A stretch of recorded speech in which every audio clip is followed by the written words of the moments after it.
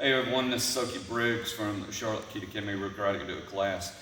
Tonight we're going to post out another video for the training for this week on a Tuesday night, since we still can't have class because of the coronavirus. So before we start doing the training video, I'm going to go ahead and give you your homework assignment that we need to have done before Thursday night. One of it is this. Between me and Sensei Briggs and Sensei Carr, we have discussed and we think that we would like for everyone to do 15 kata between now and Thursday night at 6 p.m. That's going to be your physical assignment. If you know one kata, you're going to have to do that one kata 15 times to make up 15 kata. If you know two kata, then obviously you do one 7 times and you do one 8 times to make up your 15 kata. If you are testing for your black, like Senpai is, then you can pretty much knock out your 15 kata by doing all of them one time if you do your weapons katas as well as your empty hand katas. So just make sure you do 15 kata and make sure that all of your kata is included in that 15 kata. You might do one twice, you might do one once, but just make sure you do 15 kata and you got all your kata included in that. That is your physical assignment before Thursday night. Your written assignment before Thursday night is going to be the training hall maxims. As everyone knows, we have 5 training hall maxims: character, sincerity, effort, etiquette, and self-control. This is your written assignment before Thursday night. I want you to tell me what each one of those 5 training hall maxims means to you. I don't want Webster's definition of what character means, or what sincerity means, or effort, or etiquette, or self-control. I don't want the definition of it. I want you to take one at a time and tell me what that means to you. And you're going to do it by writing it on a piece of paper, legible, so I can read it. Put it down on a piece of paper, character, and tell me. You don't have to write a paragraph about it. 1 sentence, maybe 2. This is what character means to me, and do each one of them so that I can read this. You'll take a picture of it with your phone or with your parents' phone, and you'll text that to me. And that's going to be your written assignment for Thursday night. Again, your physical assignment, 15 kata. Make sure you include all your kata in that, but you got to do at least 15 kata between now and Thursday night. Your written assignment, the 5 training hall maxims, and what they mean to you. Now, since all that's over with, I'm going to ask Sensei Briggs to come up now.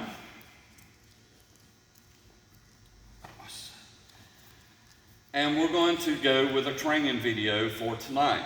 Between myself, Sensei Briggs, and Sensei Carr, we're going to go over the floor movement exercises, okay? We've got some for the yellow stripe belt, we got some for the yellow belt, and they're kind of floor movement, I guess, if you will, for the orange belt, but when we get to those, we'll let you know what they are. So we're going to go over floor movement exercise. We're going to do circle step forward and backward. Now, if I can have you to get on the back line.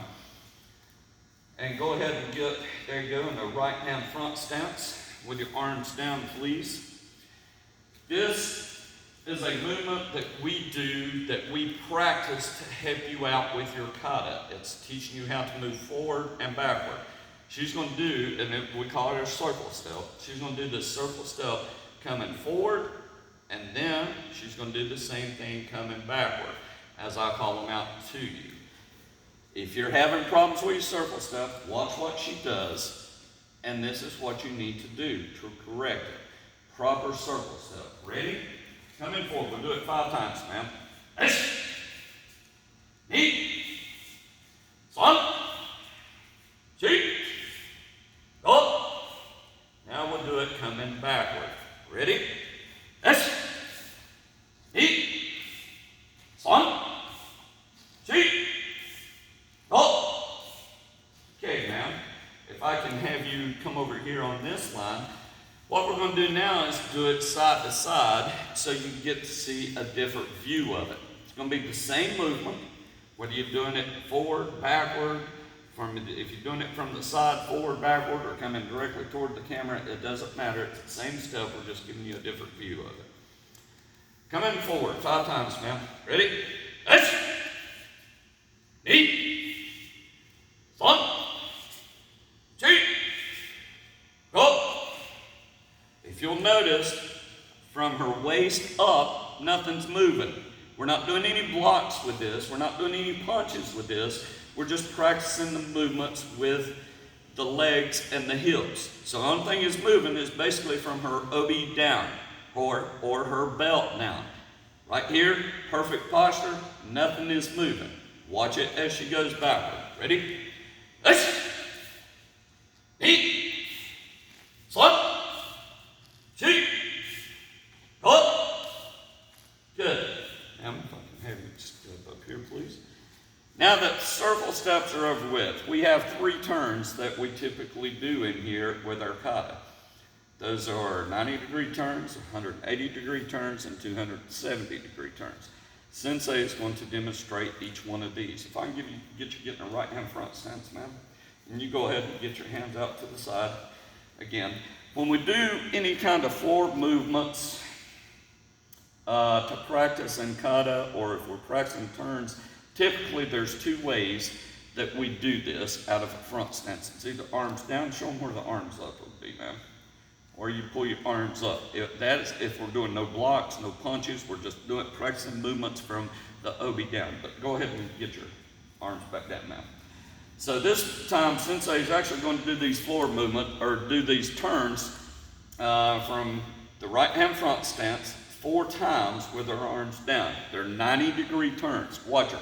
She's going to do 4 90-degree turns, and she'll end up right back where she's at. Ready? And your 90-degree turns are done, by the way, with your front leg. Not the back leg, always with the front leg.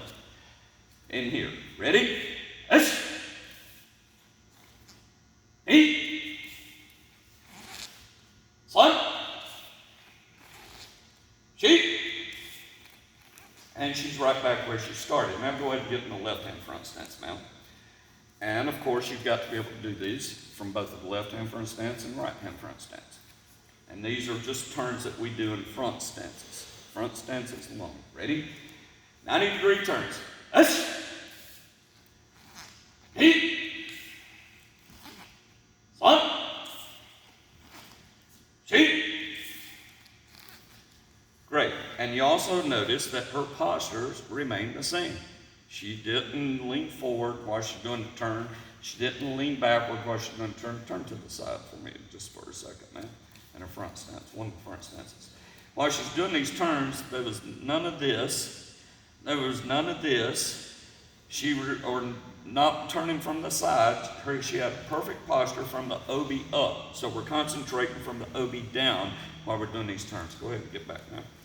So we're going to go in right hand front stance, and we're going to do the second turn, which is a 180-degree turn. 180-degree turn, just like the 90-degree turn, is also done with a front leg. She'll do 4 of these. Okay, she'll do 2 from right hand front stance, and then we'll change her up in left hand front stance and let her do 2 from there. Ready? Yes. Knee.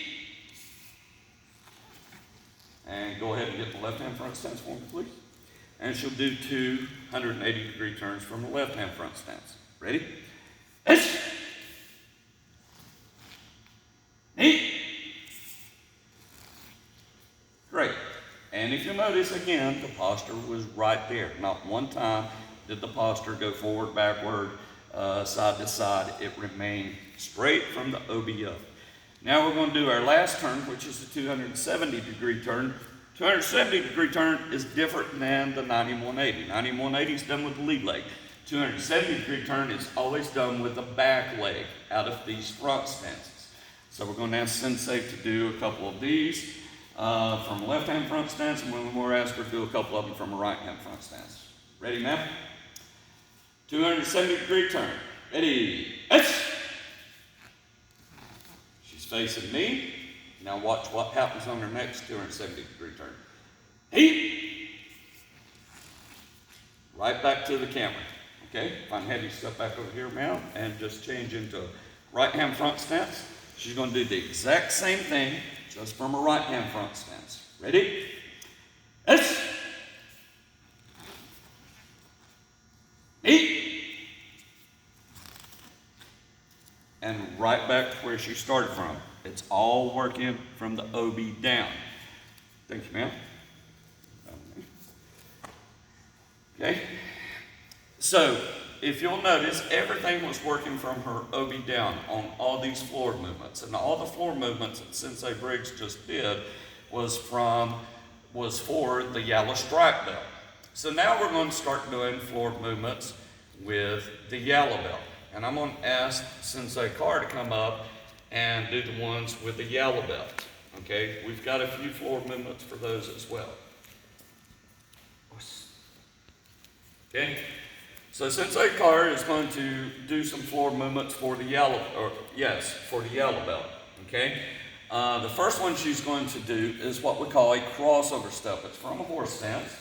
So the first thing she does is get a good horse stance. Okay. And what she's going to do is just cross over. We call this a crossover step because if you notice her feet are going to cross over while she's doing it. Like if she does crossover step to her right, that means she's going to her right side, so the left foot is going to cross over the right foot, not behind the right foot. It's actually crossing over the right foot. And then she's going to step out with the right foot and get right back on line, right where she's at now in a horse stance.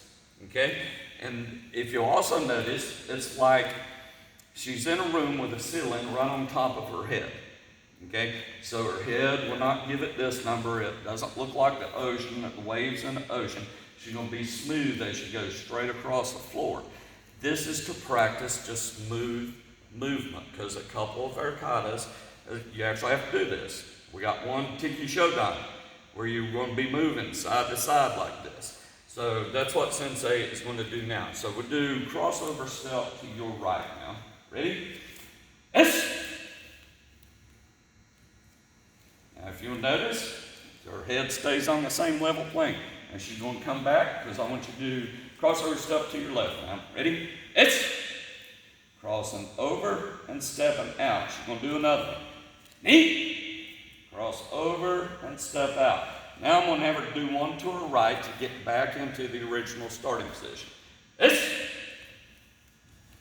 And if you'll notice the entire time, her hammer fist is on her OB down here. She's got good body posture. She's not leaning forward, not leaning back. She isn't leaning side to side, same way as when Sensei Briggs done hers. The next one she's going to do from this is going to be a side step from a horse stance. And this basically just puts you in an awkward position, which is going to be the horse stance. And you first start out doing this side step from a horse stance without anybody doing anything. And then eventually, if I can have, since I come over with the camera a little bit, eventually somebody will be standing in front of you and you have to do it upon reaction. When this person, say, if they come up and do a kick and they're kicking the center of the body, she just steps out of the way. It practices moving quick from an awkward position. But right now, we're just going to have her doing it on her own. So, side step from horse stance to your right now. Ready? Yes. Up. Back to the right. Knee. Up. And now we'll do two to the left. Yes. Up. Knee. Up. Now, if you were to look at this is how we initially set it up. But if you were to look at it from another point of view, like say, for instance, they're just trying to get out of the way. We'll have somebody standing up here. I want you to react off of my movement. I'll do a rear leg front kick. So this time when I do a rear leg front kick, when she sees me move, she's going to sidestep out of the way and let the front kick go by. Ready now? Just react off my kick. Okay? So that's all it is. Okay? Again, if I try to kick her and she's going to react off my kick, she just steps out of the way. And she just moves out of the way. And we'll have them do it to the left, and then we'll have them do it to the right. It's going to be the same thing. Okay? So now we're going to get in a fighting stance, ma'am. We're going to do side steps from fighting stances. Okay? This is actually what we use when we fight. We train to use this when we fight. So if I'm standing right here, get the other one now. There you go. So if I'm standing right here, she's first going to learn how to do this side step this way. You always want to do this side step with the side that you're facing. So if she's in the right hand fighting stance, she'll always go to the right. Regardless whether this person is in the left hand fighting stance or right hand fighting stance, she's going to come to the right. She don't want to cross herself up and come the opposite way. Just let me have yourself there, man. Because then it puts her in an awkward position. This just does not even make any sense. None at all. You never do a sidestep from a fighting stance and turn your back on your opponent. Go back where you were. Even if we're like this, let's say I'm like this, and I move and she does sidestep, good? She's got me in a vulnerable position.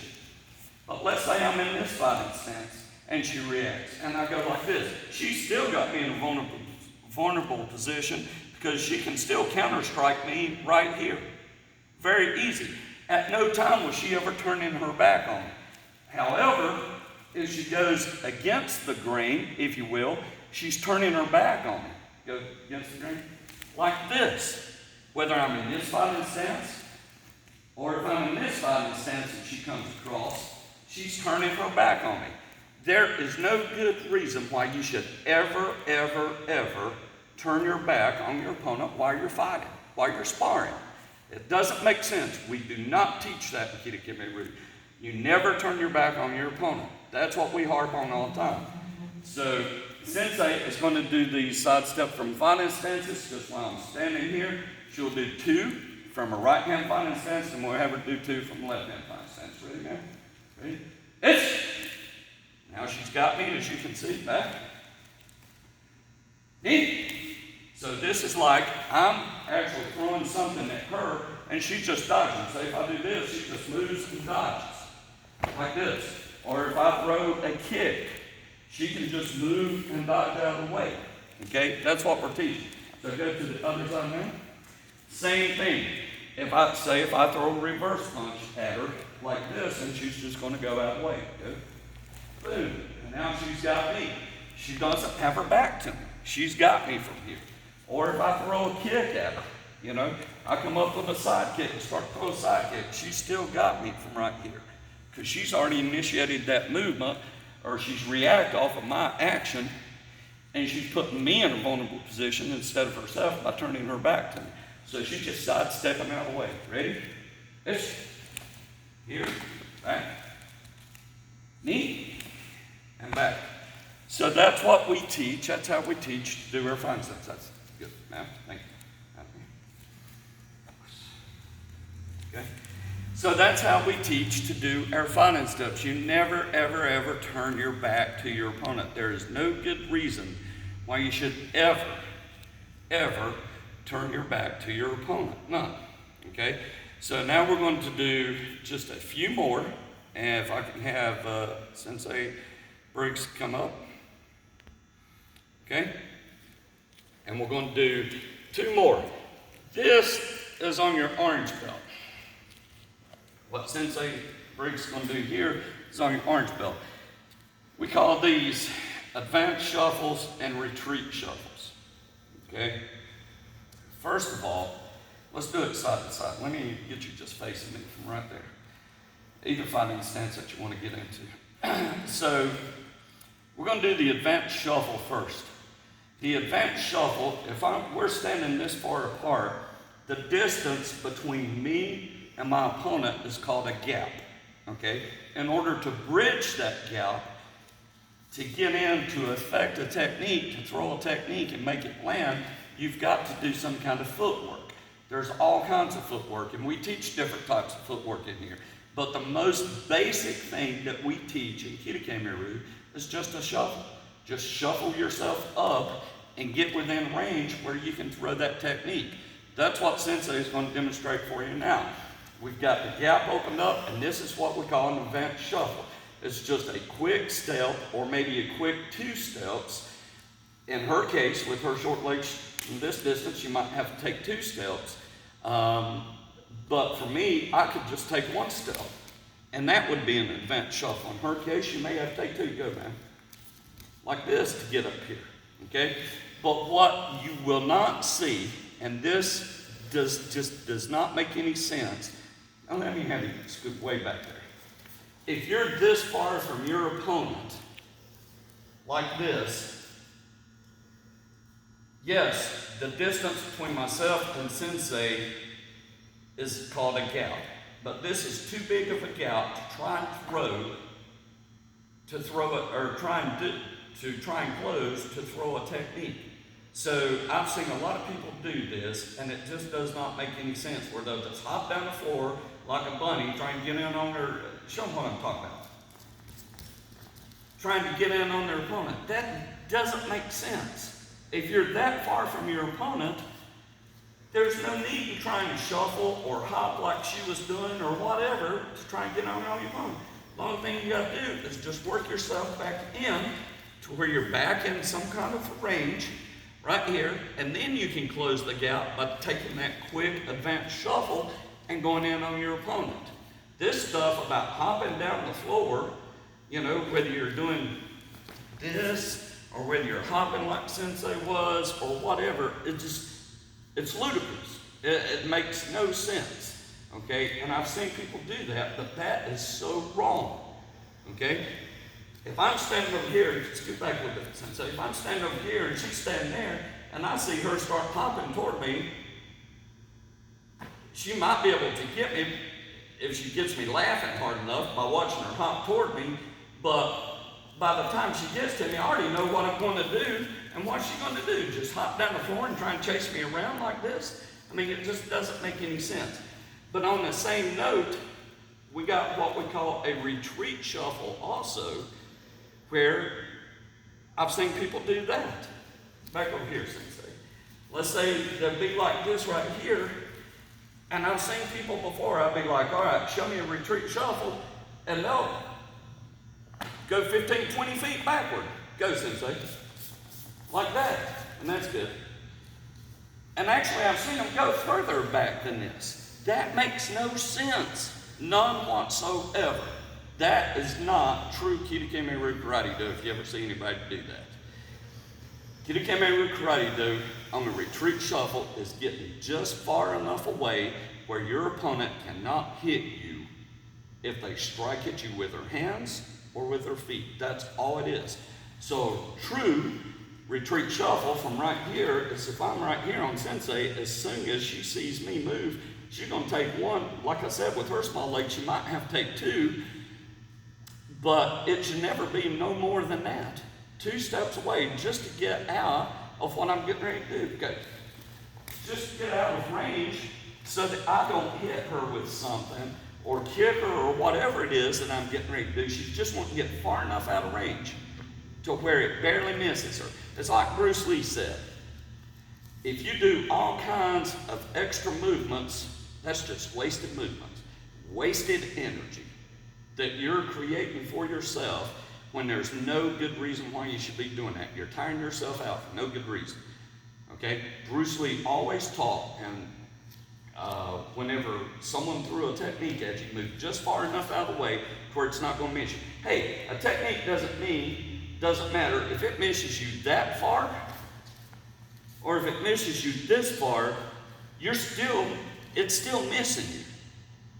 So there's no good reason why you should go hopping way on down the floor trying to get out of reach of somebody. It just doesn't make any sense. Thank you, Sensei. Okay?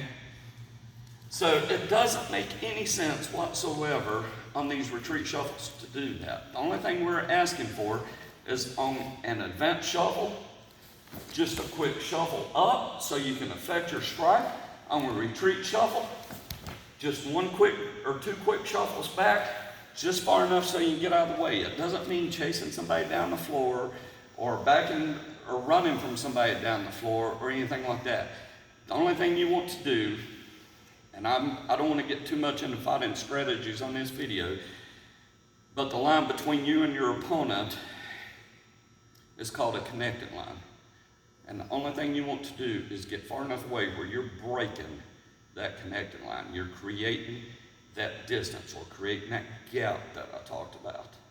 That's all you want to do, is just break it so that you will not get hit with a punch or a kick from your opponent. That's all you're trying to do.